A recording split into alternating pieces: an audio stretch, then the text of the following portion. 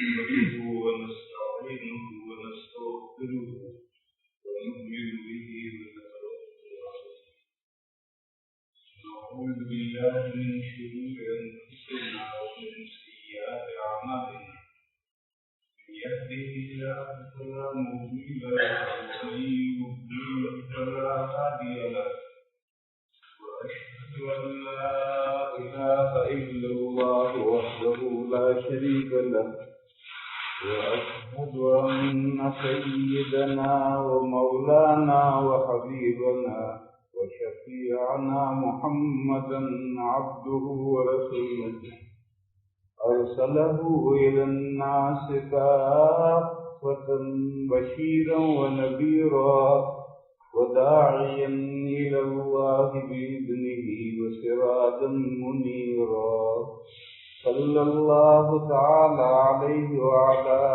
آله وصحبه وبارك وسلم تسليما كثيرا كثيرا وبعد فأعوذ بالله من الشيطان الرجيم فاسألوا أهل الذكر إن كنتم لا تعلمون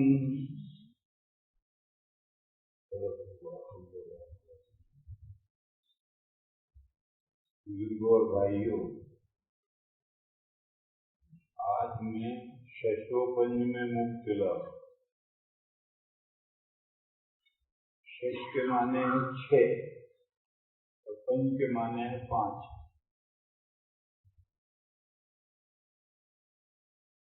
ششو پنج ایک محاورہ ہے۔ تذبذب میں ہوں میں جب سے یہاں آیا، مجھے جو پروگرام لکھ کر دیا جو میرے جیب میں ہے، تو آج کی اس مجلس کے لیے مجھے پروگرام لکھ کر دیا تقلید اور علماء دیوبند۔ اس کو کہتے ہیں کہیں کی اینٹ کہیں کا روڑا، بانمتی میں کنبا جوڑا۔ اور تقلید ایک الگ چیز ہے، علماء دیوبند ایک الگ چیز ہے، دونوں کا کیا جوڑ ہے؟ پھر جب میں مسجد کے قریب پہنچا تو پھر مجھ سے یہ کہا کہ آج یہاں گشت ہوگا، گشت کا دن ہے، یعنی دعوت و تبلیغ کے موضوع پر کچھ بات کرو۔ میں ششو پنج میں ہوں کہ کس موضوع پر بات کروں؟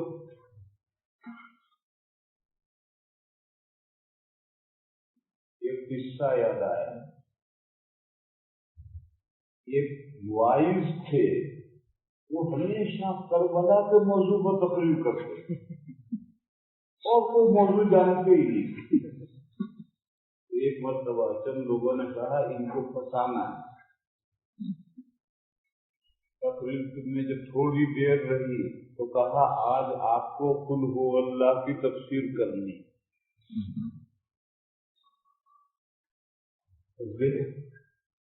خیر وہ تقریر کرنے کے لیے آ کر بیٹھے، خطبہ پڑھا اور کہا مجھ سے یہ کہا کہ قل ہو اللہ کی تفسیر کرنی ہے۔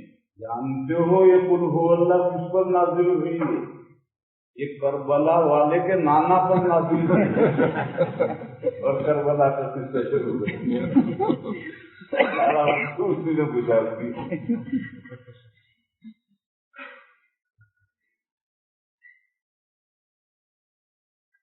اس لیے تینوں عنوان پر تو آج عرض کرنا مشکل ہے۔ شروع سے لے کر چلتے ہیں تقلید، علماء دیوبند اور جمع دعوت و تبلیغ۔ جتنا سال دلیا ہو جائے گا باقی چھوڑ دیں گے۔ تقلید کو ترجیح کیوں دی؟ تقلید کو زیادہ کیوں اہمیت دی؟ دیکھو میرے بھائیو، واقعہ یہ ہے، آپ لوگوں کو شاید یہاں احساس نہ ہو، ہمارے ملکوں میں زیادہ تر تبلیغ میں لگے ہوئے ہی غیر مقلد بن رہے ہیں۔ کیوں؟ تبلیغ والے بیچارے محنت کر کے نوجوانوں کو مسجد میں لاتے ہیں تو اب یہ غیر مقلد ان کے پیچھے پڑ جاتے ہیں، تمہاری نماز نہیں ہوتی، تمہاری نماز نہیں ہوتی، تم فاتحہ نہیں پڑھتے، دیکھو بخاری میں یہ لکھا ہے، دیکھو یہ ہے۔ اب وہ کچا تو ذہن ہے، ابھی تو مسجد میں آیا ہے، نماز بھی بنا ہے، اور وہ ایسے ان کے پیچھے پڑ جاتے ہیں کہ جو واقعات ہمارے سننے میں آتے ہیں زیادہ تر جماعت میں لگے ہوئے ہی غیر مقلد بنتے ہیں۔ اس لیے بھی آج بہتر یہ ہے کہ اسی موضوع پر گفتگو تھوڑی سی کر لی جائے۔ یہ دعوت و تبلیغ والوں کا بھی یہ موضوع ہے، ان کے لیے بھی یہ اہم بات ہے۔ بات ہم یہاں سے شروع کرتے ہیں، یہاں علماء بھی ہیں۔ تقلید باب تفعیل کا مصدر ہے اور اس کے معنی ہے کسی کو ہار پہنانا۔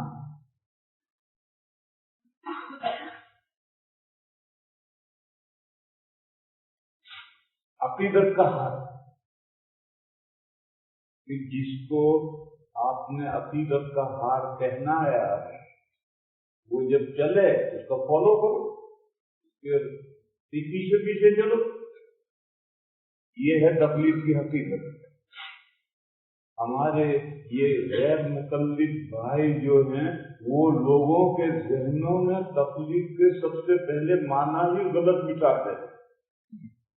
وہ کہتے ہیں کہ تقلید کا مطلب ہے اپنے گلے میں پٹا ڈالو اور اس میں رسی باندھ کے دوسرے کے ہاتھ میں، ابو حنیفہ کے ہاتھ میں، شافعی کے ہاتھ میں دے دو، لے جاؤ مجھے جہاں لے جانا ہو، چاہے جہنم کے گڑھے میں لے جاؤ۔ اب ہر آدمی سمجھدار سوچے گا کہ میں کتا کیوں بنوں، اپنے گلے میں پٹا کیوں ڈالوں، دوسرے کے ہاتھ میں رسی کیوں دے دوں، جہاں چاہے لے جائے۔ یہیں سے جواب گم جاتا ہے۔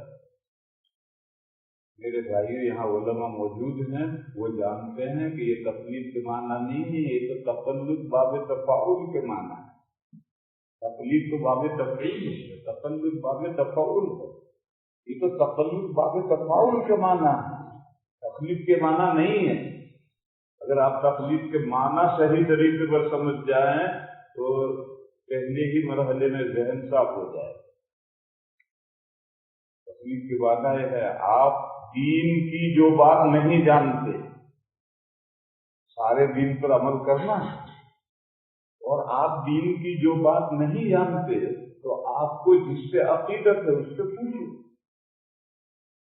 اور وہ جو مسئلہ پتہ ہے اس پر عمل کرو۔ اس کا نام تقلید ہے۔ مجھے کوئی بتلائے کہ اس کے علاوہ چارہ کیا ہے۔ یدی ایک آدمی، ایک مسلمان دین کی کوئی بات نہیں جانتا تو جاننے والوں سے پوچھنا ہی پڑے گا، اور پوچھنے کے بعد میں جو مسئلہ بتائے گا اس پر عمل کرنا پڑے گا، اور پوچھنے کا کیا فائدہ ہے۔ اور تقلید میں یہ بھی کتابوں میں لکھا ہے کہ جس سے آپ مسئلہ پوچھیں اسے دلیل نہ پوچھیں۔ کیوں؟ اگر دلیل سمجھنے کی صلاحیت پوچھنے والے میں ہوتی تو مسئلہ ہی نہیں پوچھتا، وہ دلیل سے خود ہی مسئلہ نکال لیتا۔ لیکن اگر وہ اس کو وہ دلیل نہ پوچھے اور ہم اس کو مفتی اس کو دلیل بتا دیں تو آسمان نہیں ٹوٹ پڑے۔ دلیل جاننا کوئی گناہ نہیں، لیکن دلیل کا مطالبہ صحیح نہیں، ڈیمانڈ صحیح نہیں۔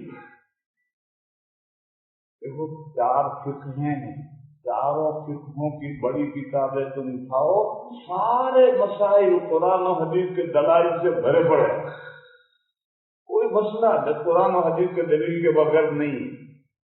معلومات مسائل کے دلائل جاننا گناہ نہیں، مطالبہ ڈیمانڈ صحیح نہیں، کیونکہ اگر وہ اتنی صلاحیت رکھتا کہ دلیل سمجھ سکتا تو پوچھتا کیوں مسئلہ، وہ خود ہی قرآن و حدیث سے مسئلہ نکال دیتا۔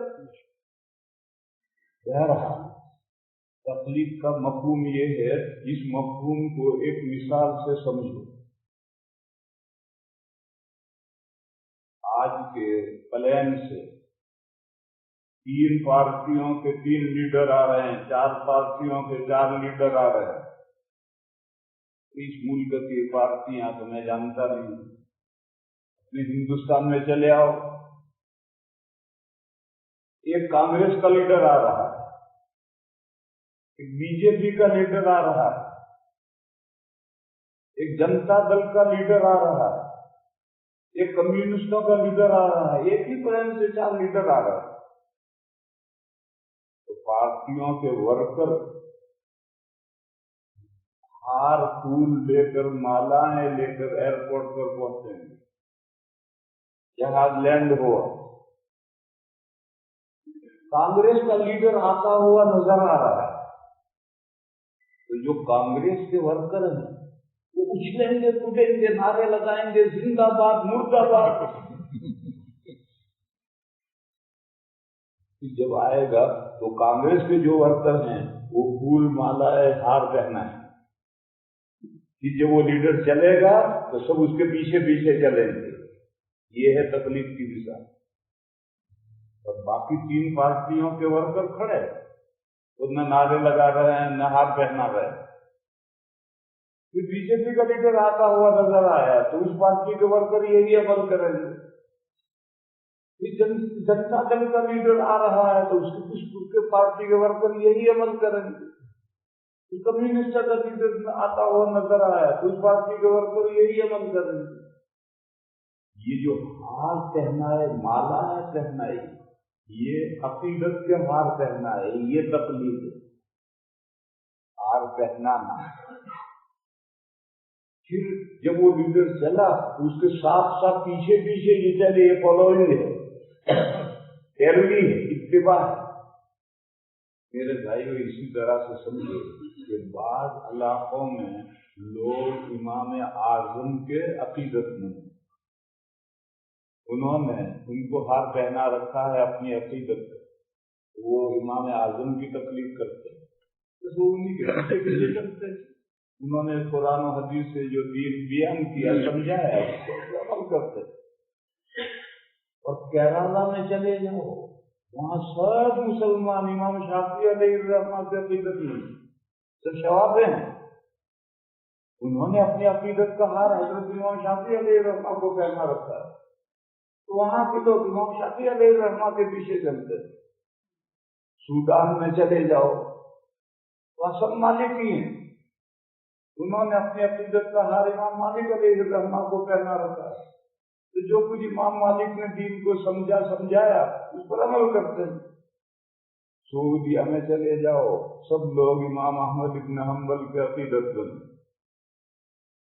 तो उनकी पैरवी करते हैं और इस एतकाद के साथ पैरवी करते हैं। ये अइम्मा अपनी तरफ से कोई मसला नहीं बयान करते, जो भी मसला बयान करते हैं वो कुरान और हदीस से बयान करते हैं। तो जब कुरान और इस एतकाद के साथ हम इन अइम्मा की पैरवी करते हैं तो इन अइम्मा की पैरवी नहीं हुई, कुरान और हदीस की पैरवी। आप किसी दारुल-इफ्ता से सवाल भेजा, आपके जवाब आया, आपने जवाब पर अमल किया, तो दारुल-इफ्ता की पैरवी थोड़ी की। दारुल-इफ्ता ने तो फिक्र हनफी की रोशनी में जवाब दिया, तो आपने फिक्र हनफी की पैरवी की। और फिक्र हनफी कुरान और हदीस में निकाला गया है, तो आपने कुरान और हदीस की पैरवी की। ये कहना कि देवबंद के दारुल-इफ्ता की तकलीफ की, ये कहना गलत है। देवबंद का दारुल-इफ्ता अपनी तरफ से कुछ नहीं कहता, तो किताबों में फिक्र हनफी की किताबों में जो मसले लिखे वो बयान करता है, और फिक्र हनफी में जो मसले लिखे वो कुरान और हदीस से निकाले हुए। जहन से ये बात निकल जानी चाहिए कि लोग 4 इमामों की पैरवी करते हैं, उनकी तकलीफ करते हैं, यानी वो जो कहें वो मानते हैं, अल्लाह रसूल की नहीं सुनते। ये दूसरा पॉइंट, गैर मुक़ल्लिदीन नौजवानों के जहनों में जो बेइल्म हैं, उनके जहनों में ये कहते हैं कि ये तुमने 4 बुत बना रखे हैं, इन बुतों के पीछे क्यों चलते हो? अल्लाह रसूल की तकलीफ करो, कुरान और हदीस पर अमल करो। तो یہ بات ذہن سے نکل جانی چاہیے، تمام مسلمان قرآن و حدیث کی پر عمل کرتے ہیں۔ پھر اور بات سن، ہر فقہ میں 80% قرآن و حدیث ہی سے مسائل بیان کیے گئے ہیں۔ ان 80% مسائل میں کسی امام کی کوئی تقلید نہیں، قرآن و حدیث کی تقلید ہے۔ اور ہر فقہ میں 20% ایسے مسائل ہیں جن میں اماموں کی تقلید کی جاتی ہے، اور وہ 20% جو مسائل ہیں جن میں تقلید کی جاتی ہے وہ 3 قسم کے مسائل ہیں۔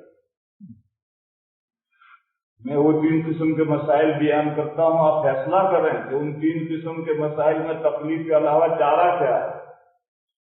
اور ہر فقہ میں 80% جو مسائل ہیں وہ ائمہ سے بیان کیے ہوئے نہیں، وہ تو قرآن و حدیث میں آئے۔ اور اسی لیے فقہ کی کتابوں میں ان مسئلوں کے ساتھ قرآن و حدیث کی دلیلیں ہیں، اور اس میں اللہ رسول کی پیروی ہے، اللہ رسول کے علاوہ کسی کی پیروی نہیں۔ اب ایسا کرنا تو بہت مشکل ہے کہ 80% کے لیے الگ کتاب لکھو اور 20% کے لیے الگ کتاب لکھو، یہ بڑا مشکل ہے۔ تو وہ 100% مسائل ایک کتاب میں لکھے گئے، اور یہ کہا کہ فقہ حنفی کی کتاب ہے، یہ فقہ شافعی کی کتاب ہے، یہ فقہ مالکی کی کتاب ہے، تو لوگوں کو غلط فہمی ہو گئی۔ یہ ساری کتاب کے جو مسئلے ہیں وہ امام ابو حنیفہ نے بیان کیے ہیں۔ نہیں بھیا، ان میں سے 80% مسائل تو قرآن و حدیث سے صراحتاً آئے ہیں۔ فقہ حنفی کی کتابوں میں 20% ہی مسائل امام اعظم کے بیان کیے ہوئے ہیں۔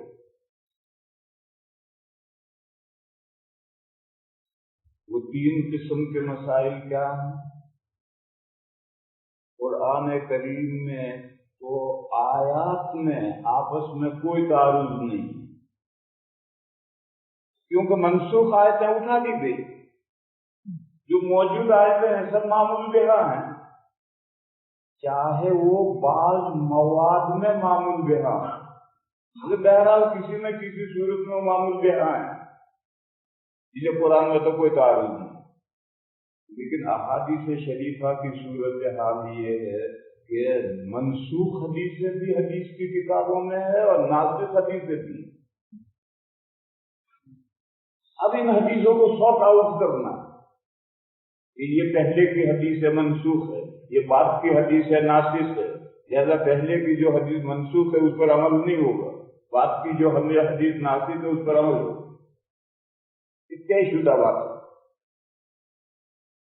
اب اکثر تو یہ طے کرنا بہت آسان ہے، جیسے شروع اسلام میں یہ حکم تھا توضؤوا مما مست النار، آپ باوضو ہیں اور آگ پر پکی ہوئی کوئی چیز آپ نے کھائی یا پی تو آپ کا وضو ٹوٹ گیا، اور نماز پڑھنی ہو تو نیا وضو کرو۔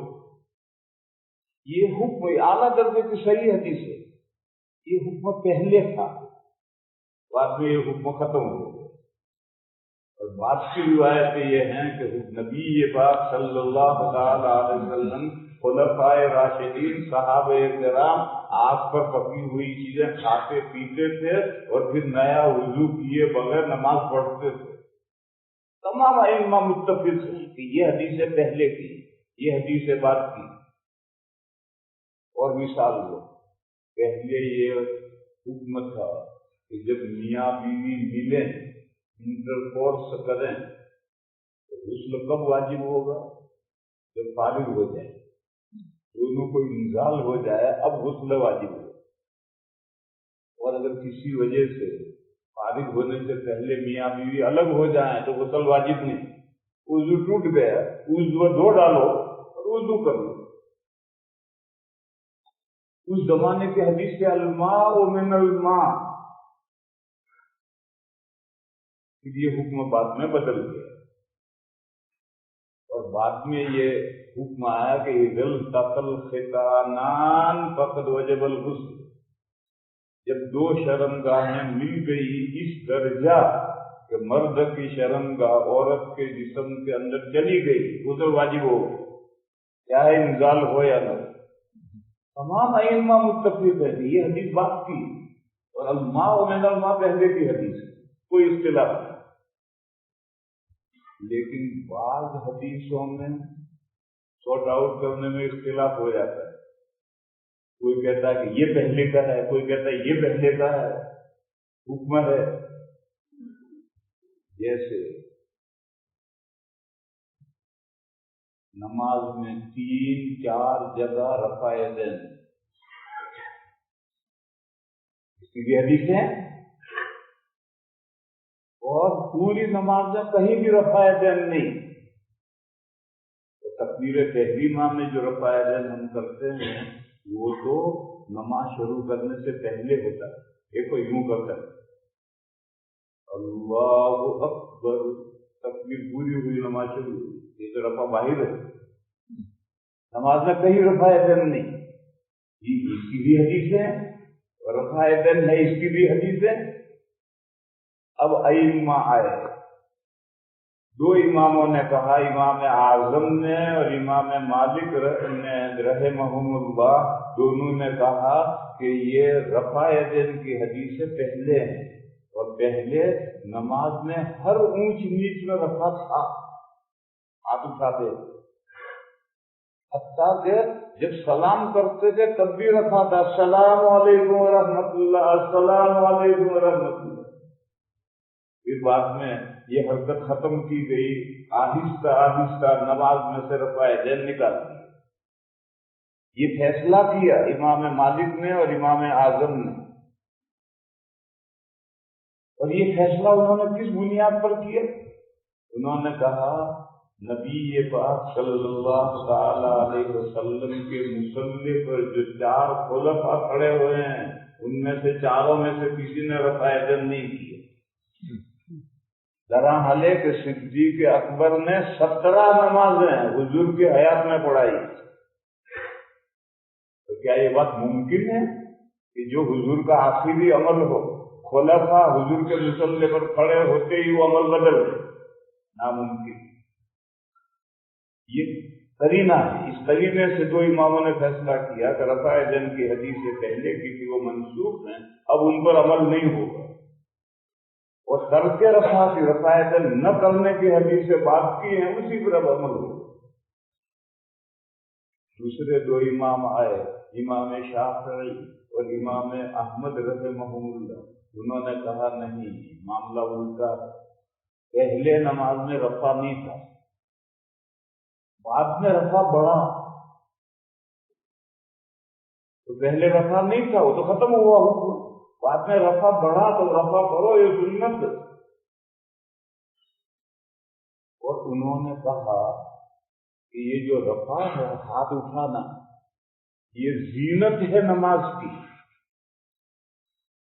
اور بیٹی کے لیے جب سے وہ سیانی ہو جاتی زیور بنا بنا کر رکھنا شروع کرتے، جب شادی قریب آتی ہے تو ایک زیور پہنایا، دوسرا پہنایا، وہ شادی کے دن لاد دیتے۔ یہ رفع جو ہے نماز کا زینت ہے، زیور ہے، پہلے نہیں تھا، بچی چھوٹی تھی زیور نہیں تھا، بچی بڑی ہوئی تھی زیور بنا کر پہنانا شروع کیا۔ اور وہ قرینہ یہ بتاتے ہیں کہ صحابہ نے رفع یدین کیا ہے، حضرت عبداللہ ابن عمر رفع یدین کرتے تھے، عبداللہ ابن زبیر رفع یدین کرتے تھے، ابو حمید ساعدی نے رفع یدین کیا ہے۔ اگر یہ حکم ختم ہے تو یہ صحابہ کیسے رفع یدین کرتے؟ یہ بات بھی ٹھیک کہہ رہے، انہوں نے جو بات کہی تھی وہ بھی ٹھیک ہے۔ اب ماؤ شما کیا کریں؟ بڑے دو اماموں نے جو بات کہی وہ بھی 52 تولہ پاؤ رکھی، کیونکہ چاروں خلفاء نے رفع نہیں کیے، اور دوسرے دو اماموں نے جو بات کہی وہ بھی صحیح ہے کہ اگر رفع ختم تھا تو صحابہ نے کیسے کیے۔ اب ایسی صورت میں ہمارے لیے کیا حکم ہے؟ جس کو جس سے عقیدت ہو، جس کو تم نے عقیدت کا ہار پہنا رکھا ہے، اس نے حدیثوں کو جس طرح سے سارٹ آؤٹ کیا ہے اس طرح سے مانو اور عمل کرو۔ اس کے علاوہ مجھے کوئی بتلائے راستہ کیا ہے؟ ان حدیثوں کو سارٹ آؤٹ کرنا ائمہ میں اختلاف ہو گیا ہے، ہم کیا اس کو سارٹ آؤٹ کریں گے؟ ہمارے بس کا نہیں ہے اس کو تقسیم کرنا، اب سوائے اس کے کوئی راستہ نہیں کہ جس کو جس امام سے عقیدت ہے اس امام نے ان حدیثوں کو جس طرح سے آگے پیچھے کیا ہے اسی طرح سے مانو اور عمل کرو۔ ایک ایسے میں نے مثال دی، ایسے اور بہت سے مسائل جن میں روایات میں اختلاف ہے، اور پہلے کی روایت کون سی ہے بعد کی روایت کون سی ہے اس کو طے کرنے میں ائمہ میں اختلاف ہو گیا۔ میں جلدی آگے بڑھ رہا ہوں، بہت ساری مثالیں نہیں دے رہا۔ دوسری بات، نبی پاک صلی اللہ تعالی علیہ وسلم نے یہ کام کیا بالیقین، لیکن کیوں کیا اس کے جواب میں اختلاف ہوتا ہے۔ کبھی تو اختلاف نہیں ہوتا ہے، اتفاق ہوتا ہے۔ جیسے بخاری شریف میں روایت ہے کہ نبی پاک صلی اللہ تعالی علیہ وسلم ایک مرتبہ ایک قوم کی پوری پر تشریف لے گئے اور کھڑے ہو کر پیشاب، تمام ائمہ متفق ہیں کہ یہ حضور نے معذوروں کے لیے حکم بیان کیا، اسی لیے ادھر ادھر پیشاب نہیں کیا، قوم کی پوری پر جا کر، پوری گندی جگہ ہوتی ہے، ایسی گندی جگہ ہے بیٹھنے کی کوئی صورت نہیں ہے تو کیا کرے گا، یا کوئی آپریشن ہوا ہے، بواسیر کا آپریشن ہوا ہے، بیٹھا نہیں جا رہا تو کیا کرے گا؟ یہ معذوروں کے لیے حکم بیان کیا ہے، تمام ائمہ متفق ہیں۔ اس لیے چاروں ائمہ کے یہاں کھڑے ہو کر پیشاب کرنا بغیر عذر کے کھڑے ہو کر بیل کی طرح موتنا یہ مکروہ تحریم نہیں۔ وہ حدیث ہے مگر اس حدیث کے بارے میں چاروں ائمہ کہتے ہیں کہ معذور کا حکم۔ یا اور مثال لو، حضور ایک مرتبہ اپنی نواسی کو کندھے پر بٹھا کر تشریف لائے اور پوری نماز حضور نے بچی کو کندھے پر بٹھائے نماز پڑھائی۔ جب سجدے میں رکوع سجدے میں جاتے تھے تو بچی کو نیچے بٹھاتے تھے، اگلی رکعت میں پھر وہی بٹھاتے تھے۔ تمام ائمہ متفق ہیں کہ یہ حضور نے ایمرجنسی احوال کے لیے مسئلہ بیان کیا ہے۔ آدمی ایسی جگہ ہے کہ وہاں چور ڈکیتوں کا اچکوں کا ڈر ہے یا درندوں کا ڈر ہے، بچے کو بٹھا کر نماز پڑھیں گے درندہ اچک لے جائے، ایسی صورت میں بچے کو گود میں لے کر نماز پڑھو۔ گھر میں ماں ہے، بچہ اور کوئی نہیں ہے، بچہ بگڑ گیا، روتا ہے ماں سے الگ نہیں ہوتا، تو ماں نماز قضا کرے گی؟ نہیں، بچے کو اٹھا کر نماز پڑھے۔ ایک شرط ہے کہ بچے کے بدن اور کپڑے پاک، نیپی نہ باندھ رکھی ہو جس میں 1 کلو نجاست ہوتی، بدن اور کپڑے پاک ہونے چاہیے، پھر اٹھا کر پڑھو نماز۔ تو ایسے ایمرجنسی کے لیے حضور نے یہ زندگی میں ایک مرتبہ عمل کیا ہے۔ حضور کے 9 گھر تھے، کیا اس بچی کو 10 منٹ رکھنے والا کوئی نہیں تھا؟ اور مدینہ کے سارے صحابہ شمع کے پروانے تھے، کیا اس مدینہ میں اس بچی کو 10 منٹ رکھنے والا کوئی نہیں تھا؟ نہیں، حضور بالقصد بچی کو اٹھا کر لے کر آ کر نماز پڑھائی تاکہ مسئلہ واضح ہو۔ تمام ائمہ اس پر متفق ہیں، لیکن کبھی کبھی اختلاف ہو جاتا ہے۔ حضرت وائل ابن حجر ایک صحابی ہیں یمن سے، وہ مدینہ مسلمان ہوئے، مدینہ آئے اور حضور کے پاس 20 دن ٹھہرے، 20 دن کے بعد چلے گئے۔ معزز مہمان تھا۔ جب وہ 3 دن کے فاصلے پر رہ گئے تو حضور نے صحابہ کو خوشخبری سنائی، یمن کا ایک آقر آ رہا ہے، مسلمان ہو گیا۔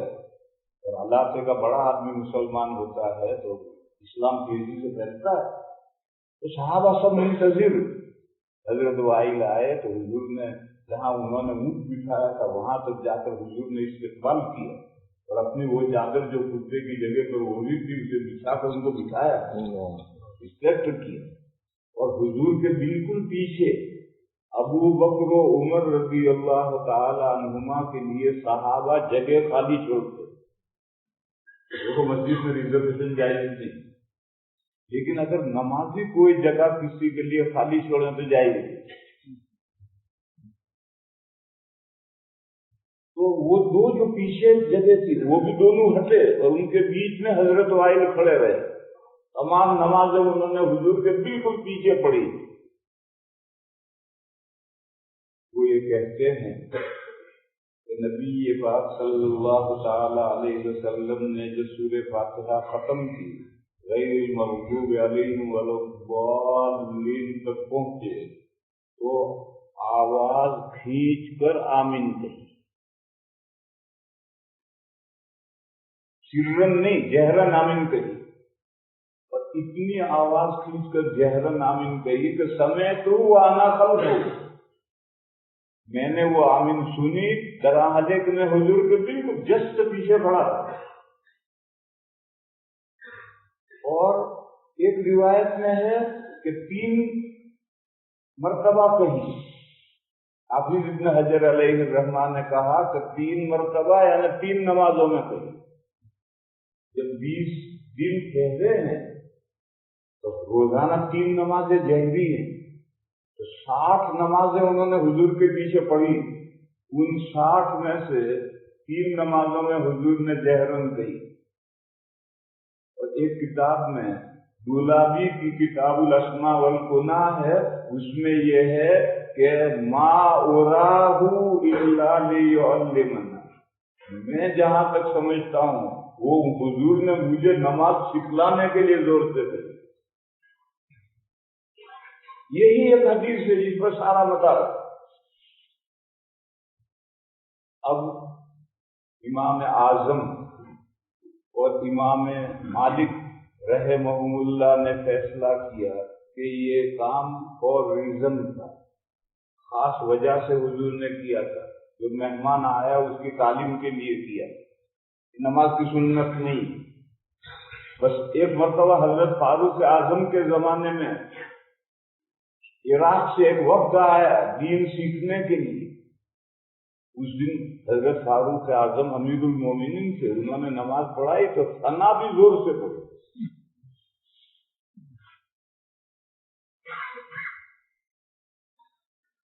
دوسرے 2 اماموں نے کہا نہیں، یہ نماز کی سنت ہے زور سے آمین کرنا. ان کی دلیل کیا ہے؟ ان کی دلیل یہ ہے کہ صحابہ کے آخری دور میں آمین زور سے کرنے کا سلسلہ شروع ہوا. اگر یہ جائز نہ ہوتے تو صحابہ اسے رکواتے.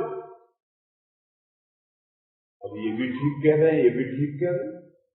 یہ 2 امام کہہ رہے ہیں کہ حضور نے جو جہرن آمین کہی تھی وہ ایک خاص وجہ سے کہی، اور جو خاص وجہ سے عمل ہوتا ہے وہ سنت نہیں ہوتا.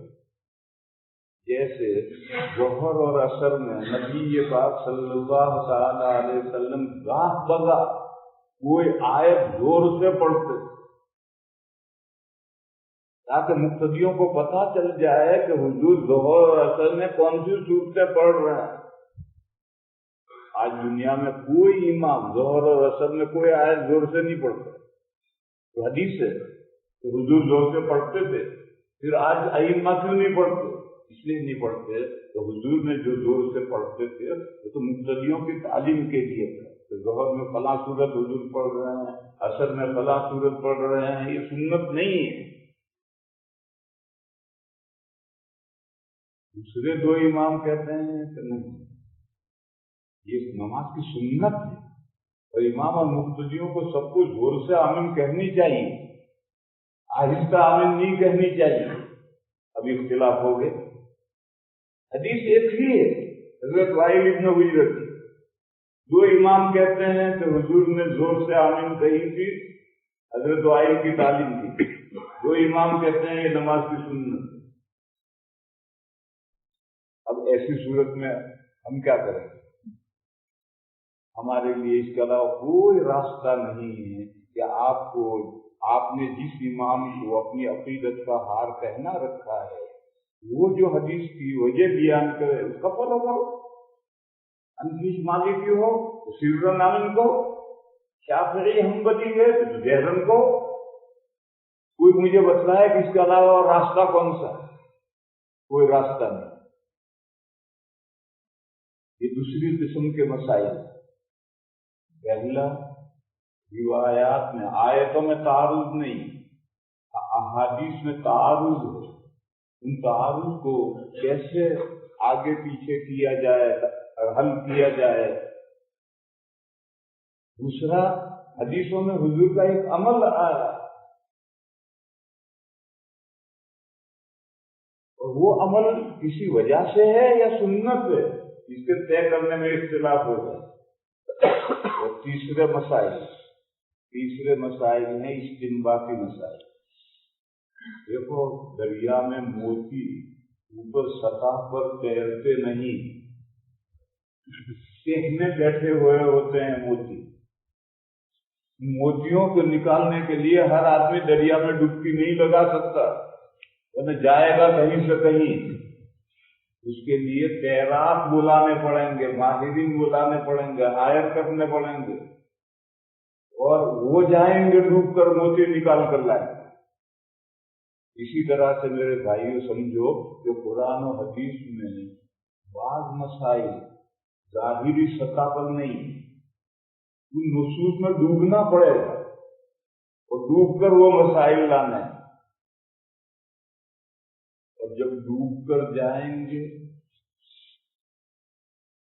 تو کسی کے ہاتھ میں سیپ آئے گی، کسی کے ہاتھ میں کنکر آئے گا، اور دونوں اجرت کے مستحق ہوں گے. جو سیپ لے کر آیا اس کو بھی اجرت ملے گی، جو کنکر لے کر آیا اس کو بھی اجرت ملے گی. ایک مرتبہ ڈبکی لگا کر آؤ $5، تو ڈبکی لگا کر آیا ہاتھ میں سیپ لے کر آیا اس کو بھی $5 ملیں گے، تو کنکر لے کر آیا اس کو بھی $5 ملیں گے. جو انہوں نے کم کیے ڈوب کے گئے تھے، جو ملا وہ لے کر آیا. کیا لے کر آیا اسے کیا بحث؟ آپ بہت زیادہ سنجیدہ ہو گئے.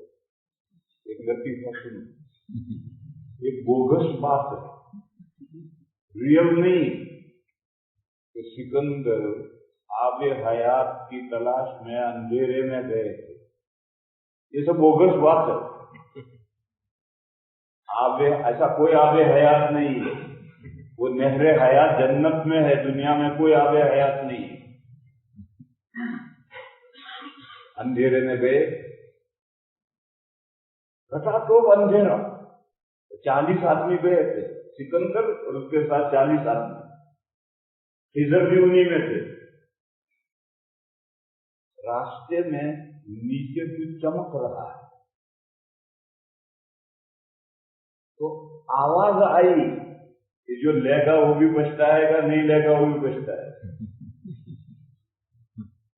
تو بعض نے کہا ہر حال میں پچھتانا ہے تو کیوں بوجھ اٹھا دوئیں. اور بعض نے کہا کہ جب ہر حال میں پچھتانا ہے تو لے ہی لے. تو انہوں نے گھوڑے پر بیٹھے بیٹھے جھک کر نیچے ہاتھ مارا تو کنکر آئے، خرجی میں ڈال لیے، خرجیاں بھر لی. جب اندھیرے سے باہر آئے تو دیکھا تو وہ تو بڑے قیمتی ہیرے تھے. تو جنہوں نے نہیں لیے تھے انہوں نے کفے افسوس ملا کہ ہائے ہم نے نہیں لیے، اور جنہوں نے لیے تھے انہوں نے کفے افسوس ملا کہ ہم نے ایک ہی خرجی کیوں بھری، دوسری طرف کی خرجی کیوں نہیں بھری.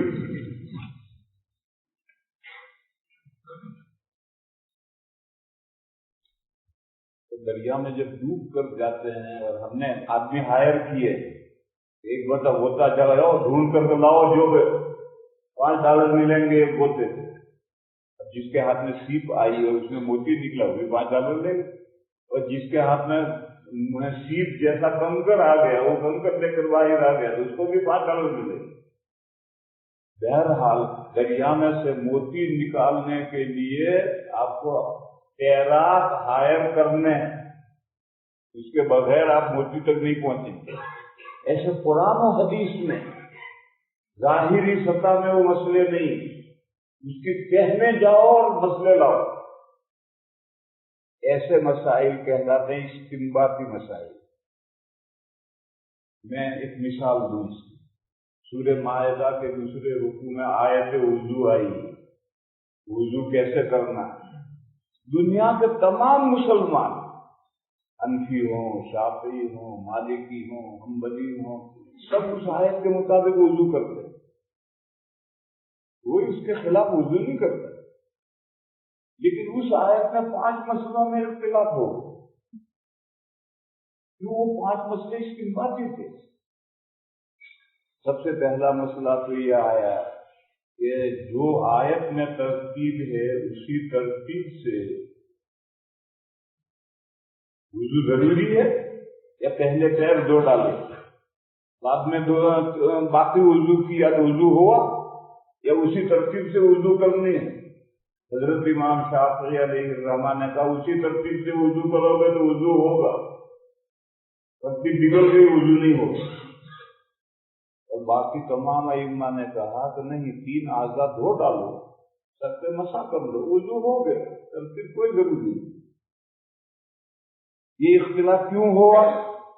یہ اختلاف اس لیے ہوا کہ واو آیا اغسلوا وجوہکم وایدیکم وامسحوا وارجلکم، تو یہ واو مطلق جمع کے لیے ہے یا ترتیب کے لیے؟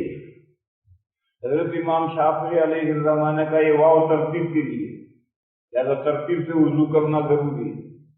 اور پوری امت مسلمہ ترتیب ہی سے وضو کرتی آئی، تو واو ترتیب کے لیے ہے اور امت ترتیب سے وضو کرتی، لہذا ترتیب فرض ہے۔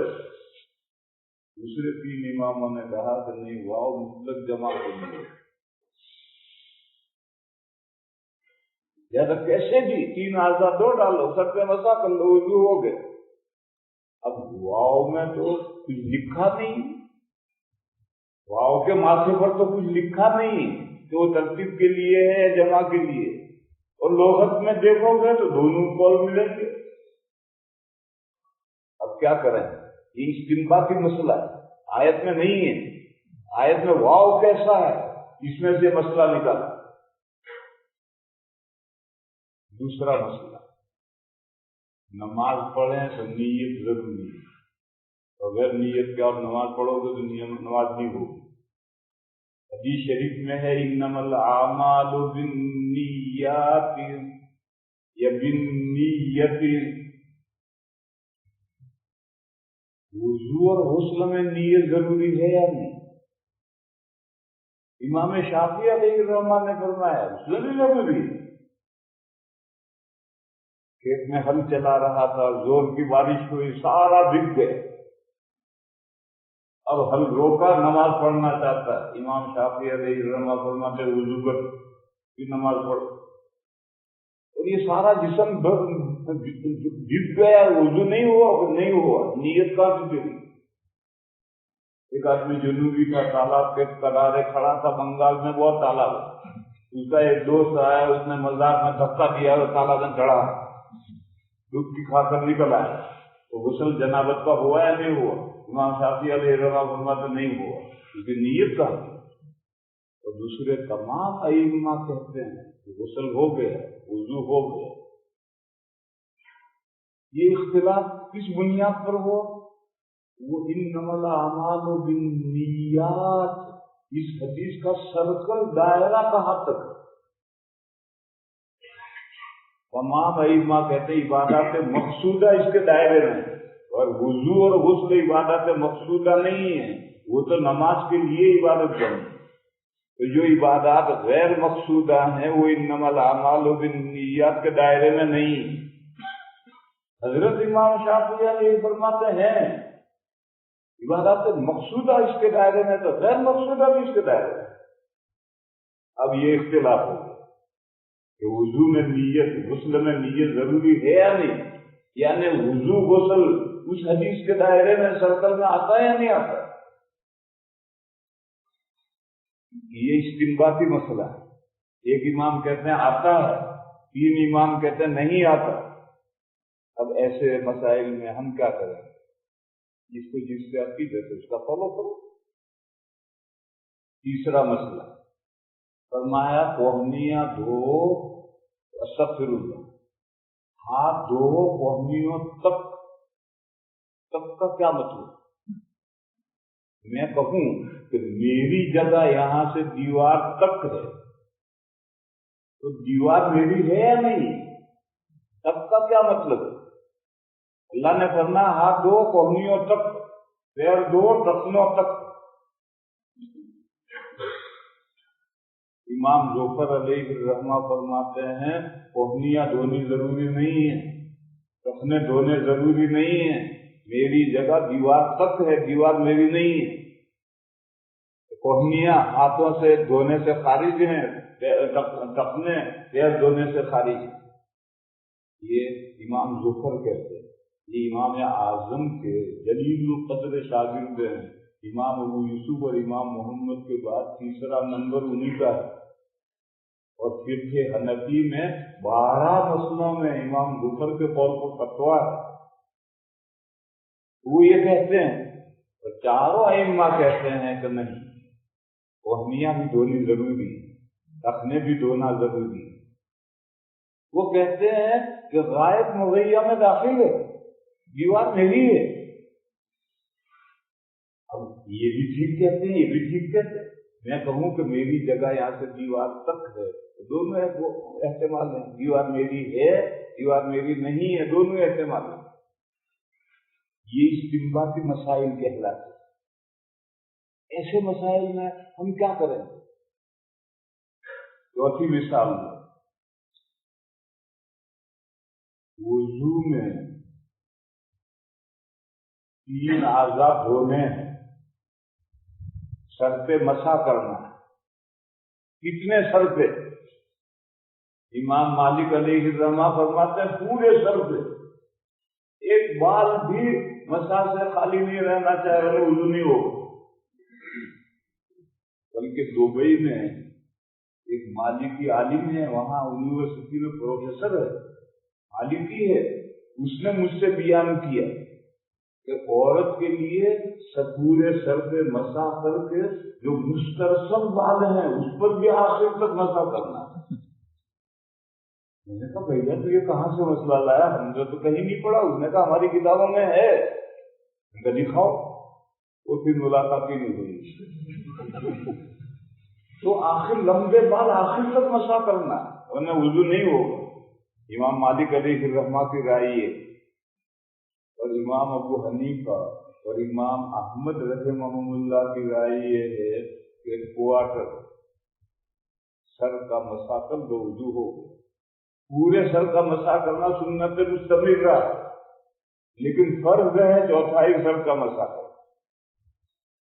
حضرت امام شافعی علیہ الرحمہ فرماتے ہیں کہ نہیں، 3 بال کا مسح کر لو کافی، وضو ہو گیا۔ اب یہ سارا اختلاف، یہ جو قرآن میں آیا وَامْسَحُوا بِرُءُوسِكُمْ، اس کے سمجھنے میں اختلاف ہو گیا۔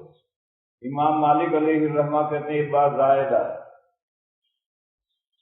اور تم اپنے سروں پر ہاتھ پھیرو بھیگے ہوئے، یعنی پورے سر پر پھیرو۔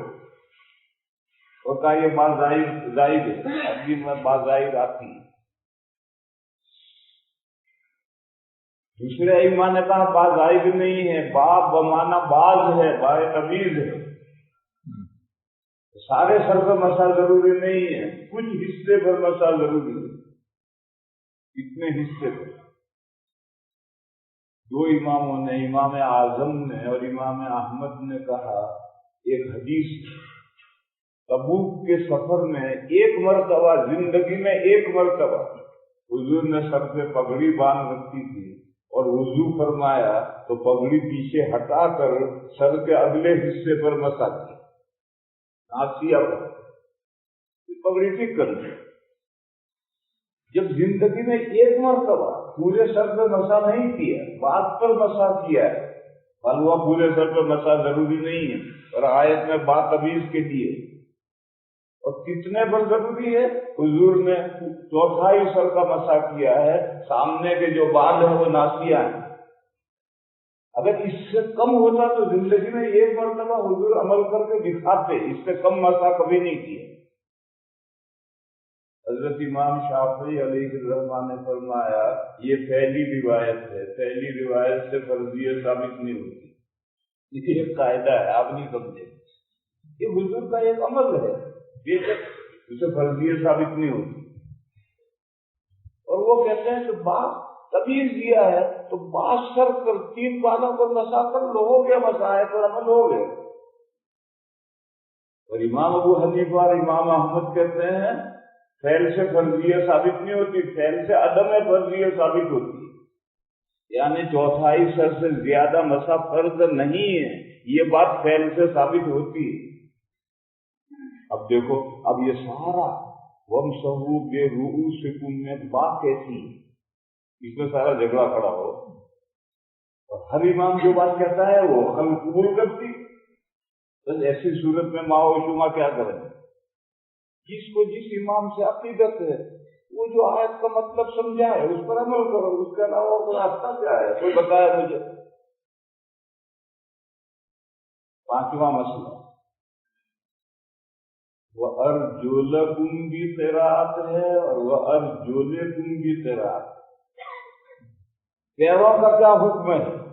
شیعہ کہتے ہیں کہ ننگے پیروں پر مسا کریں گے، پیر دھونے نہیں، اور وہ ارجلکم پڑھتے ہیں، وہ کہتے ہیں وضو میں 2 اعضاء دھونے ہیں اور 2 اعضاء پر مسا کرنا، سر پہ مسا کرو، پیروں پر مسا کرو، وہ ارجلکم پڑھتے ہیں۔ اور اہل السنہ والجماعہ ارجلکم پڑھتے ہیں، ہمارے قرآن میں ارجلکم لکھا ہو۔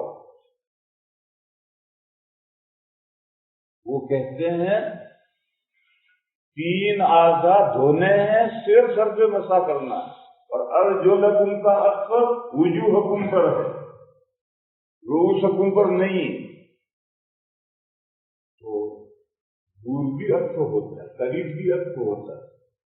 جو شیعہ کہتے ہیں اہل سنہ کہتے ہیں۔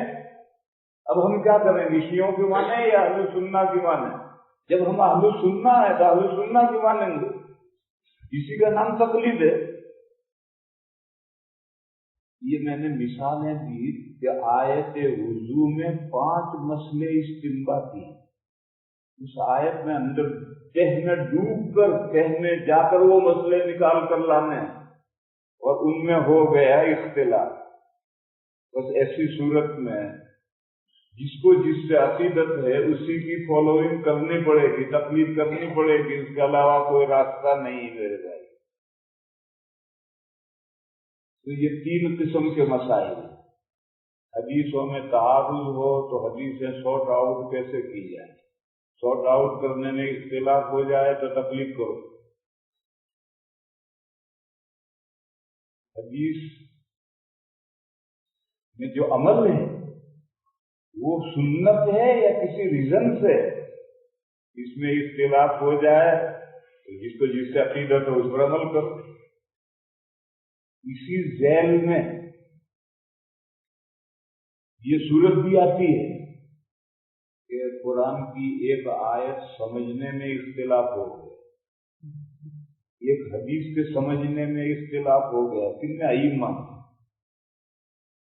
قرآن کریم میں ہے او لامستم النساء،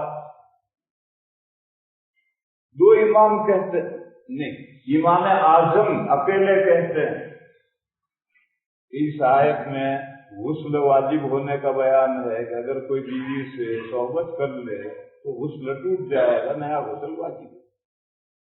اور 3 امام کہتے ہیں نہیں، غسل کا بیان نہیں ہے، وضو ٹوٹنے کا بیان ہے، اگر کوئی کسی عورت کو ہاتھ لگا دے یا عورت مرد کو ہاتھ لگا دے تو وضو ٹوٹ جائے۔ اب لامستم النساء کا یہ مطلب ہے جو امام اعظم کہتے ہیں، یا لامستم النساء کا یہ مطلب ہے جو 3 امام کہتے ہیں، دونوں کا احتمال ہے،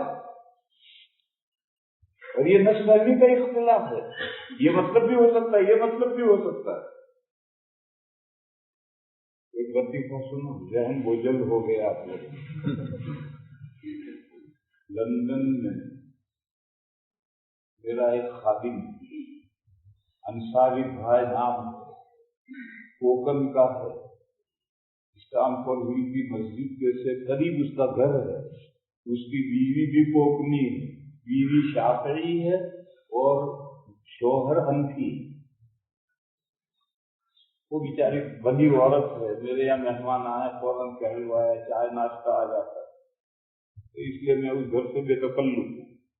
تو ایک مرتبہ اس کا پرچہ آیا میرے پاس کہ آپ کے خادم انصاری بھائی مجھے بہت پریشان کرتے. وہ کرتا کیا تھا؟ بیوی تو شافعی ہے. وہ وضو کر کے جب نماز کے لیے تیار ہوئی تو اس نے کسی بہانے بلایا، گال پہ ہاتھ رکھ دیا، بیچارے کا وضو ٹوٹ گیا.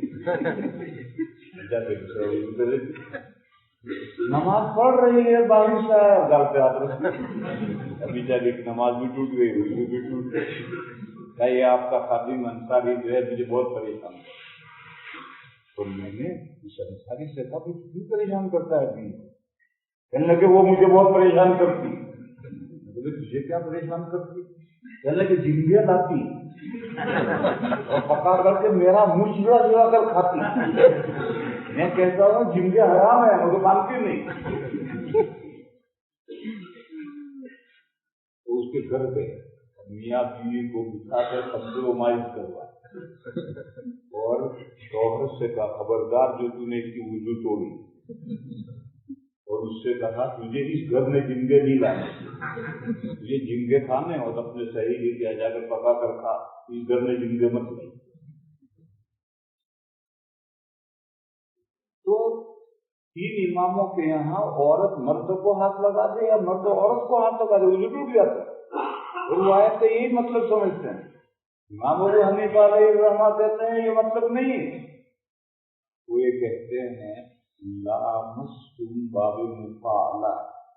آپ حضرات نہیں سمجھیں گے، علماء سمجھیں گے. لامستم باب مفاعلہ ہے، اور باب مفاعلہ میں 2 شخص مل کر کوئی کام کرتے ہیں. تو مردوں نے عورتوں کو پکڑا اور عورت نے مرد کو پکڑا. ایسا کب ہوتا ہے؟ انٹر کورس میں جب دونوں فارغ ہوتے ہیں اس وقت مرد عورت کو دبا کر پکڑتا ہے، عورت مرد کو پکڑتی ہے. تو اس آیت میں غسل واجب کرنے کا بیان ہے کہ صحبت اس مرحلے پر پہنچ جائے کہ یہ اسے پکڑے، یہ اسے پکڑے. یہ خوبصورت زبان ہے، انزال ہو، یہ گونڈی زبان ہے، قرآن کے شاعر نشان نہیں ہے. تو اشتہارہ شاندار زبان استعمال کی. یا ایک مثال لو، نبی پاک صلی اللہ تعالی علیہ وسلم نے تہجد گزاروں سے فرمایا صلاۃ اللیل مثنی مثنی، رات کی نماز دو رکعتیں ہیں، یعنی 4 کی نیت مت باندھو، 2 کی نیت باندھو، 2 پر سلام پھیرو. کیونکہ صحابہ حضور کی طرح لمبے تہجد پڑھتے تھے. 4 پڑھو گے تھک جاؤ، 2 پڑھو سلام کرو، ٹانگیں پسارو لمبی کرو، ترمس میں چائے رکھی ہو پیو، مگر اس کے بعد بیڑی مت پی، چائے ہی پیو. پھر تھوڑی دیر آرام کر کے پھر اگلی 2 رکعتوں کی نیت باندھو، صلاۃ اللیل مثنی مثنی. اب یہ جو حکم ہے رات میں آپ دو نفلیں الگ الگ سلاموں سے پڑھیں، یہ مسئلہ ہے یا مصلحت ہے؟ 3 امام اور 3 امام نے ہمارے صاحبین بھی ان کے ساتھ گئے کہ یہ مسئلہ ہے. یہاں سے اختلاف ہو گیا کہ 4 نفلیں ایک سلام سے پڑھنا جائز ہے یا نہیں. دن کا کیا حکم ہے، رات کا کیا حکم ہے، بڑا جھگڑا ہے. بڑے میاں آئے، امام اعظم آئے، انہوں نے کہا یہ مسئلہ نہیں، یہ مصلحت ہے، یہ تہجد گزاروں کے لیے فیسلٹی ہے، سہولت ہے. 2 پر سلام پھیریں گے تو ان کے لیے راحت، یہ مسئلہ نہیں ہے. دلیل امام اعظم نے کہا دن میں رباعی فرض ہے، رات میں بھی رباعی فرض ہے. ظہر کی 4 رکعت ایک سلام سے، عصر کی 4 رکعت ایک سلام سے، عشاء کی 4 رکعت ایک سلام سے، اور فرائض غیر اولا حیت پر نہیں ہو سکتے۔ اور نبی پاک صلی اللہ تعالی علیہ وسلم ظہر سے پہلے کی 4 سنتیں ایک سلام سے پڑھتے، بس نبی کا گاہ بگاہ کا فعل تو غیر اولا کہہ سکتے ہیں، اور وہ بھی دوسروں کے لیے غیر اولا۔ حضور نے جو کھڑے ہو کر پیشاب کیا تھا حضور کے لیے غیر اولا نہیں، وہ تو تشریح کے لیے کیا تھا، لیکن حضور کا ہمیشہ کا فعل اس کو غیر اولا کیسے کہو؟ حضور ظہر سے پہلے ایک سلام سے 4 رکعتیں پڑھتے، لہٰذا افضل رات میں بھی دن میں بھی 4 نفلیں ایک سلام سے پڑھنا افضل ہے۔ اور یہ حدیث تہجد گزاروں کے لیے فیسلٹی ہے، راحت سے آرام ہے۔ اب دیکھو اختلاف ہو گیا، امام اعظم یوں کہتے ہیں، باقی سارا آوا کا آوا یوں کہتا ہے۔ پھر آگے بڑھو، پھر فَإِذَا خِفْتَ الصُّبْحَ فَأَوْتِرْ بِرَكْعَتَيْنِ، پھر جب تمہیں یہ اندیشہ ہو کہ اب صبح صادق ہونے والی ہے، کس کو؟ تہجد گزار، صبح صادق ہونے والی ہے۔ آج تو گھڑیاں ہیں، یقینی طور پر معلوم ہے کہ اتنے بج کر اتنے منٹ پر صبح صادق ہوگی، اس وقت گھڑیاں کہاں تھی، آسمان دیکھ کر اندازے کرتے تھے۔ تو جب تمہیں اندیشہ لاحق ہو چلے کہ اب صبح صادق ہونے والی ہے تو فَأَوْتِرْ بِرَكْعَتٍ، بس ایک رکعت کے ذریعے طاق بناؤ۔ وہ لفظ جانتے ہیں، کوڈ جیون طاق بناؤ، ایک رکعت کے ذریعے طاق بناؤ۔ کس کو طاق بنائے؟ 3 ائمہ نے کہا جتنا تہجد پڑھا ہے سارے تہجد کو طاق بناؤ، اور اب ایک رکعت الگ سلام سے پڑھو، تو یہ ایک رکعت تہجد کے مجموعے میں مل کر کے سب طاق ہو جائے۔ حنفیہ نے کہا یہ مطلب نہیں ہے، اب جو کھڑے ہو کر نیت باندھو تو 2 کی نیت مت باندھو، 3 کی نیت باندھو، اور ایک کو 2 کے ساتھ ملا کر کے 3 رکعت وتر پڑھو۔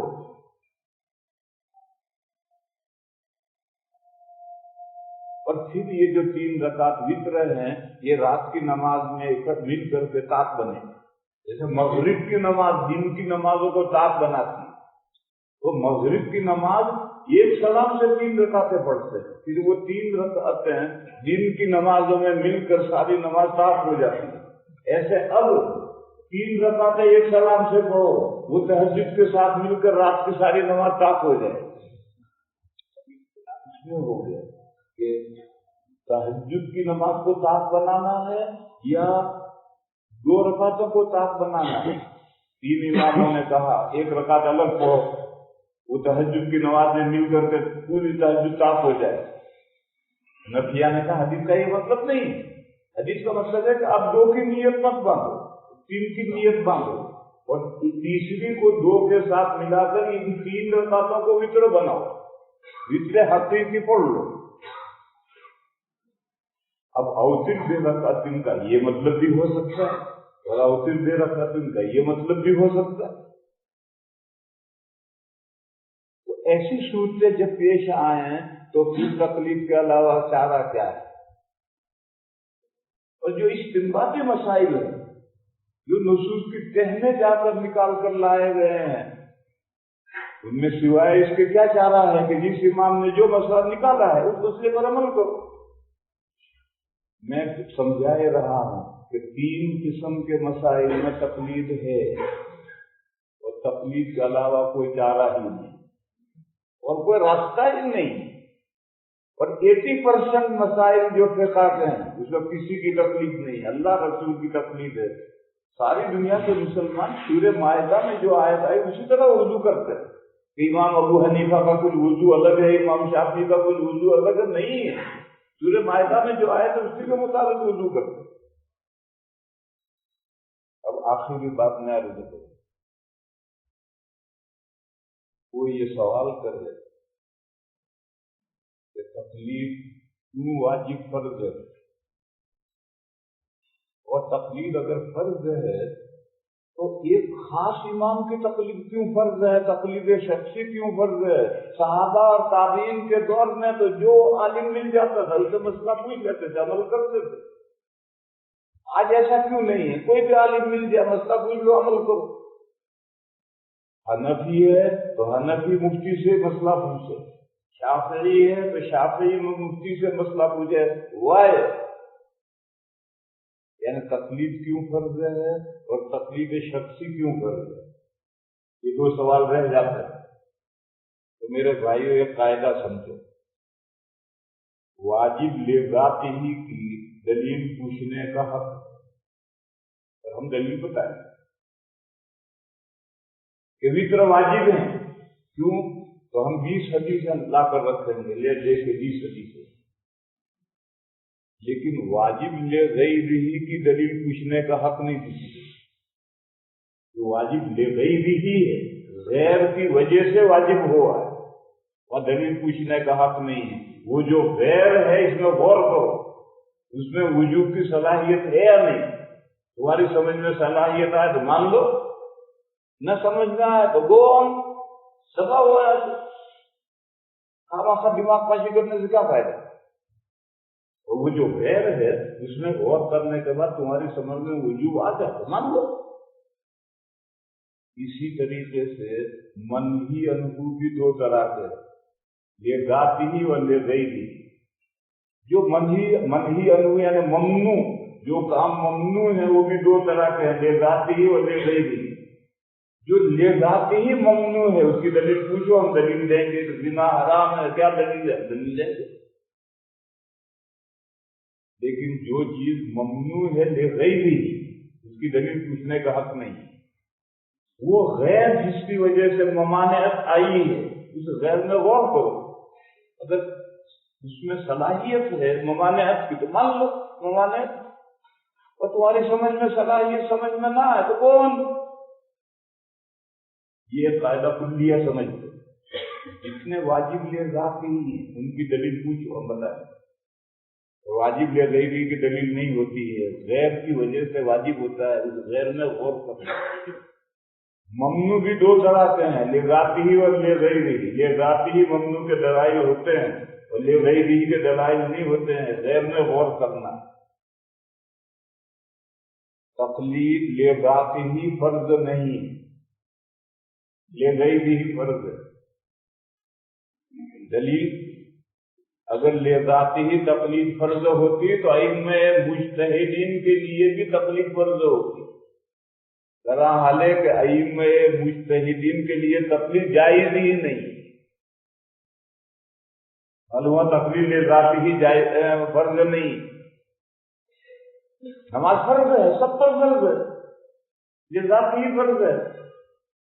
تقلید کی اگر لے ذاتی فرض ہوتی تو ہر مسلمان پر فرض ہوتی، ائمہ مجتہدین پر بھی فرض ہوتی۔ اور دیکھو مجتہدین 4 نہیں گزرے ہیں، مجتہدین 300 گزرے۔ یہ تو 4 ائمہ کے ماننے والے رہے، فقہ جمع ہوئی، اس لیے 4 کی تقلید کرتے ہیں، ورنہ مجتہدین 300 گزرے ہیں۔ یہ جو بھی مجتہد ہے اس کے لیے تقلید جائز ہی نہیں۔ تو ثابت ہوا کہ تقلید واجب لے ذاتی ہی نہیں ہے، ورنہ ہر انسان کے لیے تقلید ضروری ہے۔ یہ تقلید کیوں کرنی؟ اس لیے کرنی ہے کہ ہر مسلمان دین کا ہر مسئلہ نہیں جانتا، اور ہر مسلمان کے لیے دین کے ہر مسئلے پر عمل کرنا ضروری ہے۔ یہ 2 باتیں طے ہیں، ہر مسلمان کے لیے دین کے ہر مسئلے پر عمل کرنا ضروری ہے، اور ہر مسلمان دین کا ہر مسئلہ نہیں جانتا۔ ایسی صورت میں اللہ نے حکم دیا فَاسْأَلُوا أَهْلَ الذِّكْرِ إِن كُنتُمْ لَا تَعْلَمُونَ۔ اگر تم دین کی بات نہیں جانتے تو دین کی بات جو جاننے والے ہیں ان سے پوچھو، اور وہ جو مسئلہ بتائیں اس پر عمل کرو۔ یہ ہے تقلید کے ضروری ہونے کی دلیل۔ اگر ہر مسلمان دین کی ہر بات قرآن و حدیث سے جانتا ہوتا تو تقلید کی کوئی ضرورت نہیں، مگر یہ واقعہ ہے کہ دین کے ہر بات پر عمل ضروری ہے، اور ہر مسلمان دین کی ہر بات نہ جانتا ہے نہ جان سکتا ہے، تو ایسی صورت میں اللہ کے اس حکم پر عمل کرنا پڑے گا کہ نہ جاننے والے جاننے والوں سے پوچھیں اس پر عمل کریں۔ یہ تقلید کے وجوب کی دلیل ہے اس غیر کی وجہ سے۔ وہ غیر کیا ہے کہ ہر مسلمان مسئلہ نہیں جانتا، نہ قرآن و حدیث سے جان سکتا بھی نہیں ہے، تو تقلید کے علاوہ کیا کرے؟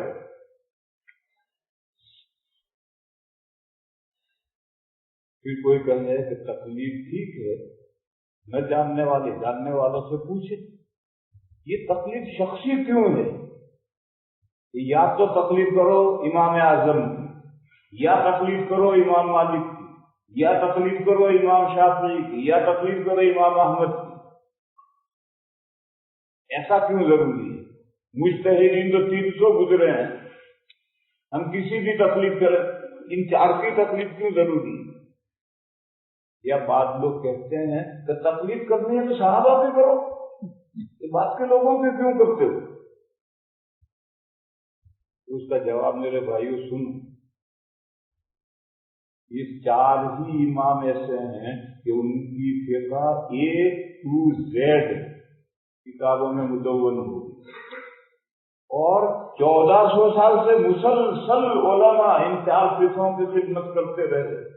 آج کوئی مسئلہ ایسا نہیں ہے جو 4 فقہوں میں نہ ہو، اور باقی جو مجتہدین گزرے تھے ان کو بڑھیا شاگرد نہیں ملے، ان کی کسی نے مدون و مرتب نہیں کی۔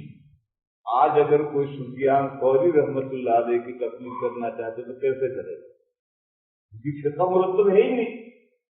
ترمذی شریف میں حضرت ثوری کے کچھ اقوال آئے ہیں 10%، تو 10% میں حضرت ثوری کی تقلید کی، باقی 90% میں کیا کرے؟ یہی حال صحابہ کا ہے۔ سب سے زیادہ مسائل حضرت عمر سے مروی ہیں، مگر حضرت عمر سے جو مسائل مروی ہیں وہ بھی شریعت اسلامیہ کا 30% ہے، 70% مسائل حضرت عمر سے بھی مروی نہیں ہے۔ بس اگر کوئی حضرت عمر کی تقلید کرے گا تو 30% تو مروی ہیں، باقی 70 میں کس کی تقلید کرے گا؟ اور یہ جو 4 امام ہیں، ان 4 اماموں کو بہترین شاگرد ملے، انہوں نے ساری فقہ کیچ کی، پھر مسلسل خدمت ہوتی رہی اور آج تک ہو رہی ہے۔ اور آج جو نیا مسئلہ پیدا ہوتا ہے دارالفتہ فتویٰ دیتا ہے دیوبند کا، اور وہ فتویٰ فقہ حنفی میں شامل ہو جاتا ہے۔ یہ 4 فقہ کمپلیٹ، اور باقی مجتہدین کا دور گزر گیا، ان کی نہ ماننے والے رہے نہ ان کی فقہ رہی، تو کیسے کوئی تقلید کرے؟ کسی بھی صحابی سے کمپلیٹ فقہ مروی نہیں تو کیسے تقلید کرے؟ خیر یہ تو سائڈ کی بات تھی، یہ چھوڑو، اصل بات پر آؤ کہ جب صحابہ اور تابعین کے دور میں کوئی معین آدمی سے مسئلہ پوچھنا ضروری نہیں تھا، جو صحابی ملے مسئلہ پوچھ لو، جو تابعی ملے مسئلہ پوچھ لو۔ آج ایسا کیوں نہیں؟ جو بھی مسلمان اہل سنہ والجماعت، جو اہل سنہ والجماعت سے خارج ہے وہ چھوڑو، جو اہل سنہ والجماعت میں ہے، چاہے وہ حنفی ہو، شافعی ہو، مالکی ہو، حنبلی ہو، جو عالم مل کے مسئلہ پوچھو، اور وہ جس طرح سے مسئلہ بتلا ہے اس طرح سے عمل کرو۔ ایک معین امام کو کیوں پکڑنا ضروری ہے؟ اس کا جواب یہ ہے کہ یہ بھی واجب لے گئی بھی، واجب لے ذاتی ہی نہیں۔ اگر واجب لے ذاتی ہی ہوتا تو صحابہ کے لیے بھی واجب ہوتا، تابعین کے لیے بھی واجب ہوتا، جبکہ اس دور میں معین امام کی تقلید نہیں تھی، لہٰذا یہ واجب لے ذاتی ہی تو ہے نہیں، واجب لے گئی بھی۔ وہ غیر کیا ہے؟ وہ غیر ہے اللہ نے جو دین بھیجا ہے اس دین پر عمل کرنا ضروری ہے، اور اس کا نام ہے تدین۔ اللہ کے دین پر عمل کرو۔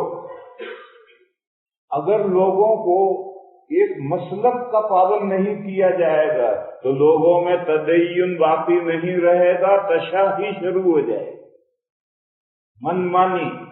جہاں مسئلہ سہولت ملی ادھر سے ایک مسئلہ یہاں سے لیا، ایک وہاں سے لیا، ایک وہاں سے لیا، ایک وہاں سے لیا، اور پھر عمل کیا تو عمل کہاں ہوا؟ تو اپنی خواہش نفس پر عمل ہو تو تشاہی جائز نہیں، خواہش نفس پر چلنا جائز نہیں، اللہ کے دین پر عمل کرنا ضروری ہے۔